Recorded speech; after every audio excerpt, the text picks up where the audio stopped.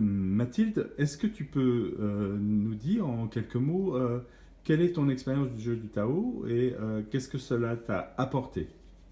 Alors, mon expérience dans le jeu du Tao, ce que ça m'apporte, déjà j'y vais parce qu'en fait c'est vraiment un moment particulier que je vais m'accorder, que je vais m'offrir dans la vie, sur une problématique particulière où j'estime que c'est pas simplement par la raison et la volonté que je vais pouvoir répondre à cette problématique et que j'ai besoin en fait qu'il y ait la raison, qu'il y ait la volonté, mais qu'il y ait aussi de la place pour tout ce qui est de la sphère émotionnelle et puis de la sphère intuitive et après aussi permettre au grand tout de m'aiguiller et de m'offrir en fait des chemins que j'aurais pas forcément vus pour moi-même.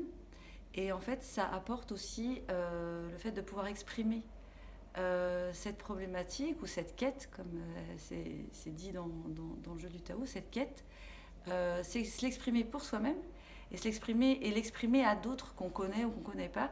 Et c'est le retour des autres qui n'ont aucun a priori sur nous ou qu'on ont, mais en tous les cas dans un contexte particulier.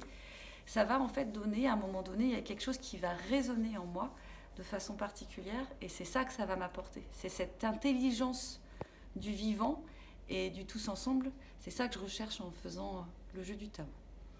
Alors, Mathilde, c'est la deuxième fois que tu joues. Pourquoi être revenu jouer une seconde fois? Qu'est-ce qui t'a décidé à venir? Mais la première fois, je suis venue en fait avec finalement une quête qui n'était pas forcément faite dans un champ qui n'était pas vraiment préétabli dans mon esprit. J'avais plusieurs domaines en fait avec des problématiques. Et puis la première fois, c'était une problématique autour finalement d'un problème plutôt personnel.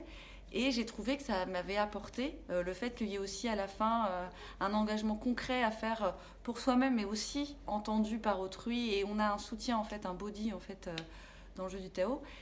Ce que ça m'a apporté, c'est que j'ai vu, en fait, que cette quête, je la réalisais de façon plus réelle, de façon plus concrète.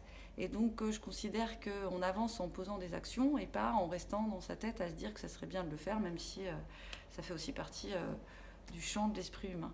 Et donc je suis revenue une deuxième fois parce que j'avais vraiment là utilisé un petit peu toutes mes ressources et que j'avais besoin en fait d'avoir un œil extérieur en fait par rapport à ma problématique, par rapport à ma quête et que j'avais trouvé la première fois très intéressant en fait ce retour qu'il y a des choses en fait qui sont dans la démarche de chaque participant du jeu du Tao, mais qu'il y a quelque chose qui nous dépasse en fait et que cette notion en fait du vivant, de l'intelligence du vivant qui nous dépasse. C'est ça en fait que je cherchais dans le jeu du Tao. Et aujourd'hui, je l'ai absolument trouvé et retrouvé. Voilà. Merci Mathilde. Merci Marc.